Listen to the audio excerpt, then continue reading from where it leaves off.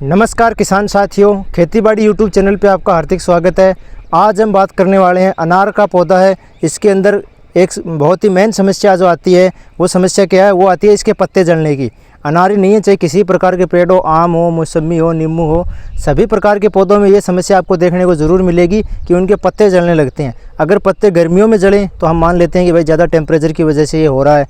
वो एक स्वाभाविक बात है कि गर्मियों के टाइम में पत्ते जलना नॉर्मल है, लेकिन बरसात के टाइम में पत्ते जलना ये एक बीमारी का संकेत है। सर्दियों में भी अगर थोड़ी सी सर्दी की समस्या हुई, थोड़ा सर्दी ज़्यादा हुई, टेम्परेचर डाउन हुआ, तो उसमें भी थोड़ा बहुत पत्तों को डैमेज हो सकता है। लेकिन बिल्कुल बरसात के मौसम के अंदर अगर पत्ते जल रहे हैं तो ये समस्या नहीं है, ये किसी टेम्परेचर का इश्यू नहीं है, बल्कि ये कोई पौधे में कोई रोग है, कोई समस्या है। तो ये देखिए, हम आपको दिखाना चाह रहे हैं कि ये देखिए एक अनार का पौधा है। ये देखिए अनार का पौधा, इसके ये देखिए पत्ते जले हुए हैं। ये देखिए आप, ये बिल्कुल अभी बरसात का टाइम है, बिल्कुल बरसात हो रही है लगातार 1-1.5 महीने से, लेकिन इसमें बरसात के अंदर देखिए पत्ते जल रहे हैं। तो इसमें कोई गर्मी का या टेम्परेचर का कोई इश्यू नहीं है। ये देखिए आप, बिल्कुल इनके पत्ते कैसे जले हुए हैं। तो आज हम इसी के बारे में बात करने वाले हैं कि ये पत्ते क्यों जलते हैं, पत्ते जलने का कारण क्या है। पत्ते जलने के बहुत से कारण हो सकते हैं। फंगस रोग हो सकता है, या फिर नीचे जो इसके नीचे पानी इकट्ठा होता होगा उससे होता होगा। तो हम पहले नीचे से शुरुआत करते हैं कि इसकी समस्या का समाधान क्या है और ये होता क्यों है। सबसे पहले अपन को क्या ध्यान रखना है, ये देखिए ये अनार का पौधा है। सबसे पहले इसके अंदर खरपतवार नहीं होना चाहिए, नीचे बिल्कुल खरपतवार नहीं होना चाहिए। दूसरी बात, इसके अंदर पानी इकट्ठा नहीं होना चाहिए। बरसात का पानी बिल्कुल इकट्ठा नहीं होना चाहिए। बरसात का पानी अगर इसके अंदर इकट्ठा हुआ तो ये पत्ते जलने की समस्या है, ये आपको देखने को मिलेगी। बिल्कुल बरसात का पानी इसके अंदर इकट्ठा नहीं होना चाहिए, ये बात का ध्यान रखना है। क्योंकि अगर इसके अंदर बरसात का पानी इकट्ठा होगा, बरसात का पानी अगर इसके अंदर पड़ा रहेगा तो उससे क्या होगा, क्योंकि अभी बरसात का मौसम है तो टेम्परेचर तो वैसे डाउन रहता है, धूप निकलती नहीं है तो वो सूखती है नहीं। तो इससे जो इसकी छोटी रूट है, वाइट रूट है, जो भोजन करने वाली जड़ें हैं, वो सारी ख़राब हो जाएंगी ज़्यादा पानी की वजह से।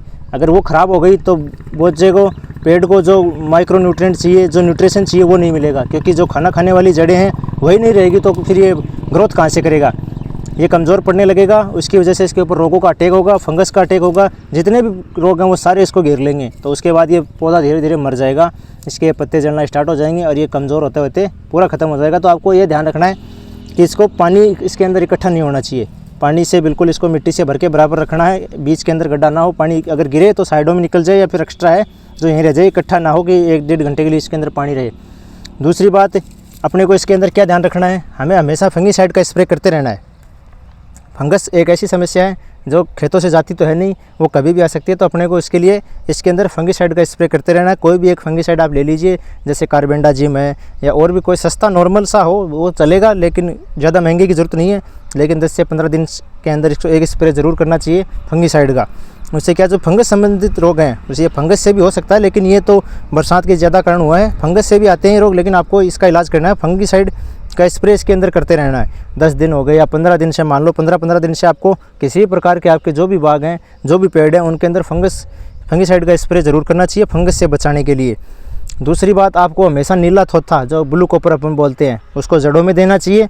महीने में कम से कम एक स्प्रे आपको उसका करना ही चाहिए, क्योंकि वो बहुत सी समस्याएं हैं उनको कंट्रोल करता है। जैसे ये कोई टहनियाँ सूख रही हैं, जैसे विल्ट की समस्या होती है, उसको बहुत ही अच्छे से कंट्रोल करता है और बहुत ही शानदार फंगीसाइड है। आपको महीने में एक बार ब्लू कॉपर का स्प्रे करना चाहिए, जिसे हम नीला थोथा भी कहते हैं। उसका स्प्रे आपको ज़रूर करना चाहिए। पानी इकट्ठा नहीं होना चाहिए, चाहे किसी प्रकार के पेड़ हो, आम हो, मौसमी हो, नींबू हो, किसी प्रकार के पेड़, पानी अगर इकट्ठा होगा बरसात का तो उससे ये समस्या देखने को मिलेगी। यही नहीं, और ज़्यादा समस्या भी आ सकती है। ये तो एक समस्या है पत्ते जलने की, इसमें पानी इकट्ठा होता था, उसका हटा दिया तो उसके बाद ये देखिए बिल्कुल नई, किसी शानदार इसके फुटान आई हुई है, बिल्कुल नई फुटान।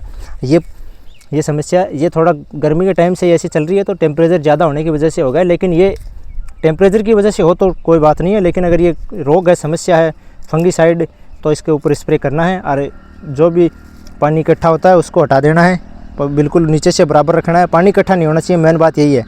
क्योंकि अगर पानी इकट्ठा होगा तो मैंने आपको जैसा बताया कि इसके नीचे जो जड़ें हैं वो ख़राब हो जाएंगी। अगर ऐसे आपके कोई पेड़ दिख रहे हैं जिसके ये पत्ते जले हुए हैं, तो उनके अंदर आप ह्यूमिक एसिड का प्रयोग ज़रूर कीजिए। ह्यूमिक एसिड क्या है, जो नीचे जड़ें ख़राब हुई हैं उनको दोबारा से रिकवर करेगा और जो वाइट रूट हैं उनको बढ़ाएगा।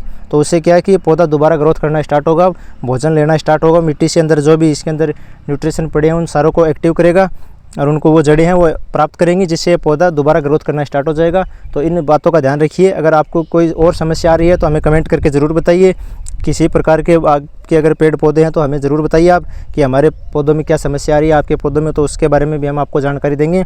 अगर वीडियो में दी गई जानकारी आपको अच्छी लगी है तो वीडियो को लाइक कीजिए, शेयर कीजिए, चैनल को सब्सक्राइब कीजिए और भी किसान साथियों के साथ वीडियो को शेयर कीजिए। धन्यवाद।